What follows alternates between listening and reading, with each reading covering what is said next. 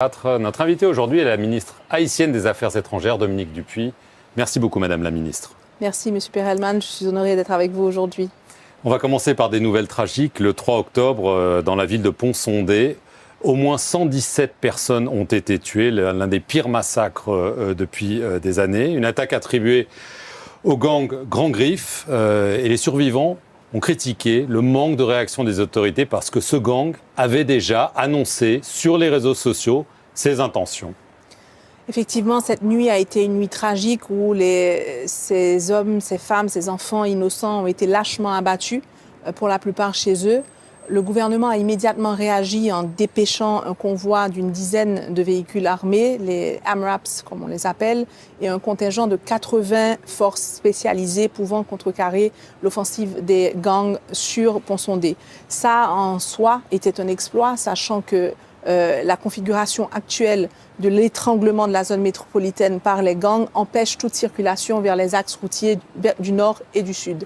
On a pu le réussir parce que grâce au dépêchement d'équipements récemment livrés en Haïti, le convoi a pu être formé avec les 10 véhicules spécialisés, les AMRAPs, qui ont pu arriver à cette localité et répondre à cette situation. Le Premier ministre lui-même s'est rendu sur les lieux par hélicoptère, un hélicoptère dont l'État haïtien vient à peine de faire l'acquisition à travers un partenariat avec Taïwan et qui lui permettent non seulement de déplacer les autorités, mais le personnel nécessaire pour l'aide notamment à l'hôpital et les policiers.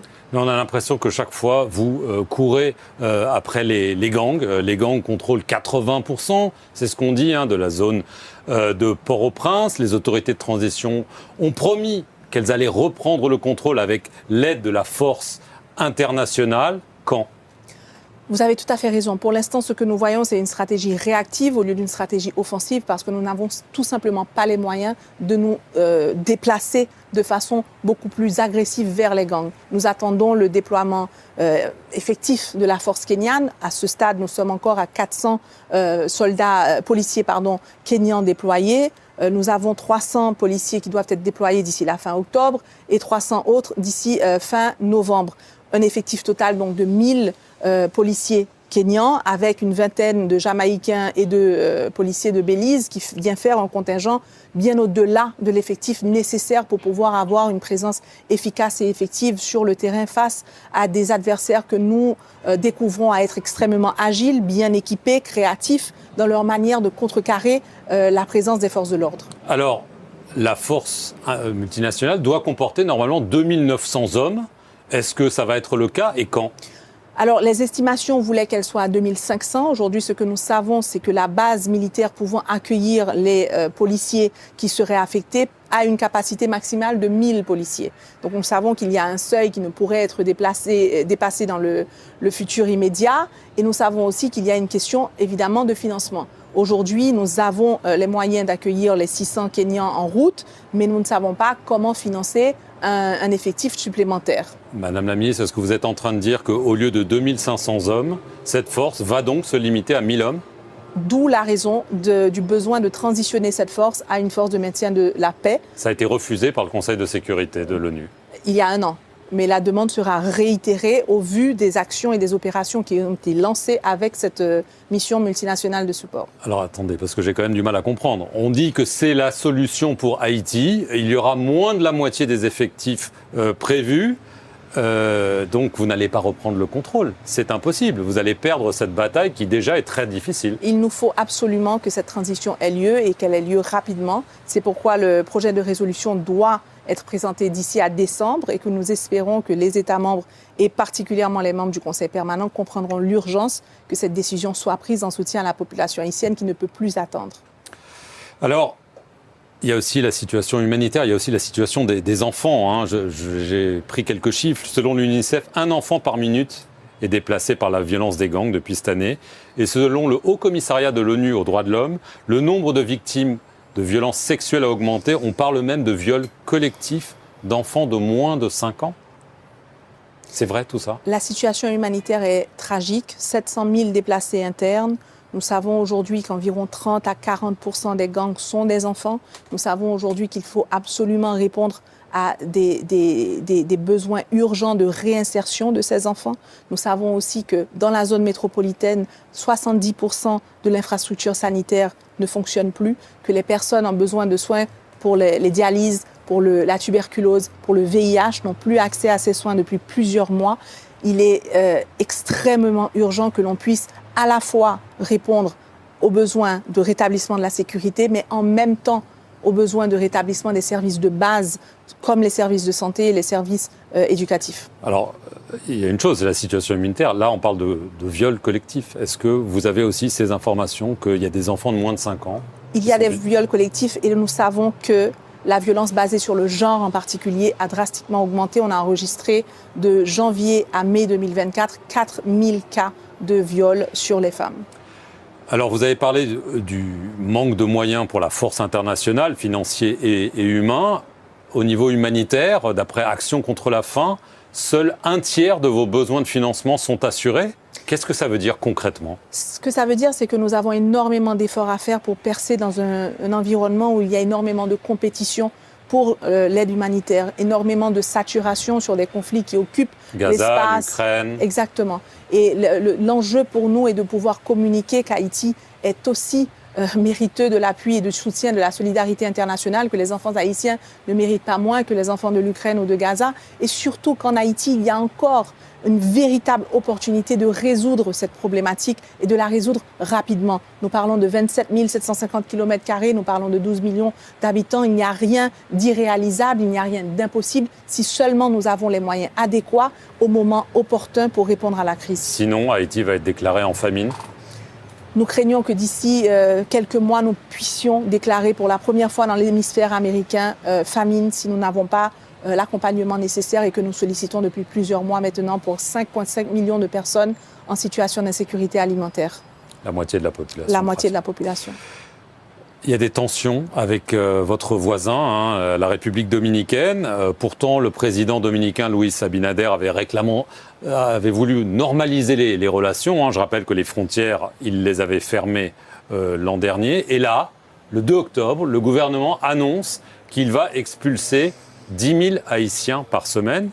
Il l'a non seulement annoncé, mais il a commencé à le faire. Votre réaction? Évidemment, nous regrettons énormément cette décision du président Abinader. Elle vous a surprise?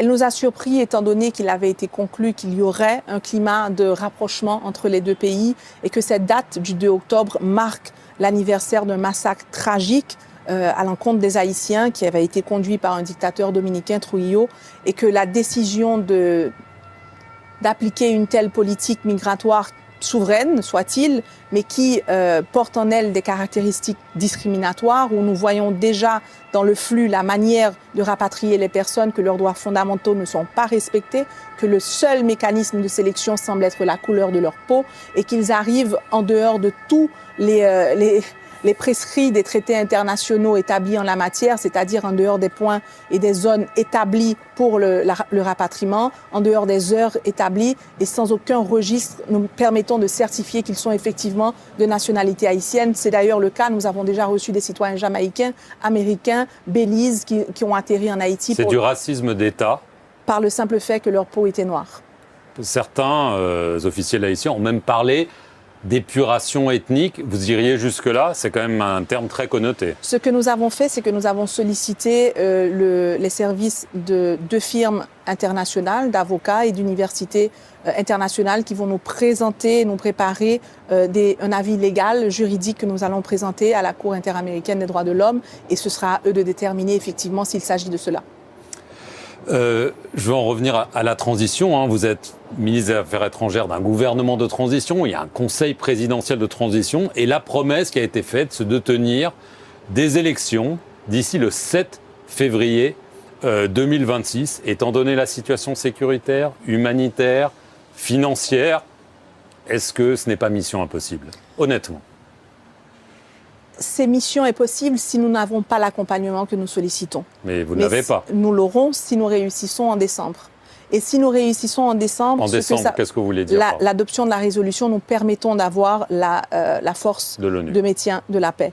Nous savons aujourd'hui que pour aller aux urnes, il nous faut absolument pouvoir garantir la sécurité des personnes qui auront à voter sur tout le territoire national. Et pour cela, bien entendu, le mécanisme idéal serait de pouvoir déployer une force suffisamment large, pouvant accompagner nos policiers qui aujourd'hui, dans ma ville natale par exemple, sont 15 policiers pour 100 000 personnes, 100 000 habitants. Il est impossible pour nous d'envisager un climat suffisamment sécuritaire avec 15 policiers. Il nous faut un renforcement urgent. Ce que je peux vous dire, M. Perelman, c'est que l'engagement de ce gouvernement est entier pour la réalisation des élections. Il nous faut absolument remettre Haïti sur les rails d'une démocratie fonctionnelle. Et si nous nous cachons derrière le prétexte sécuritaire, c'est un peu l'œuf et la poule, nous ne s'en sortirons pas.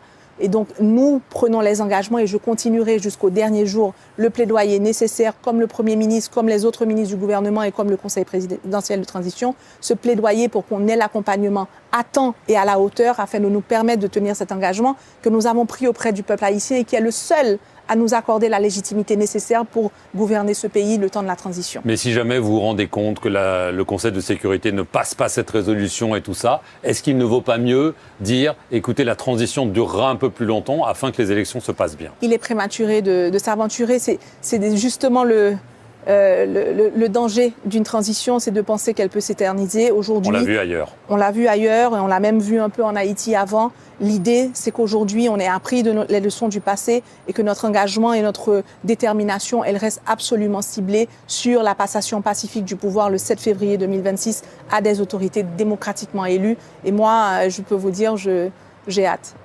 Merci beaucoup, Dominique Dupuy, d'avoir répondu aux questions de France 24. Et merci à vous d'avoir regardé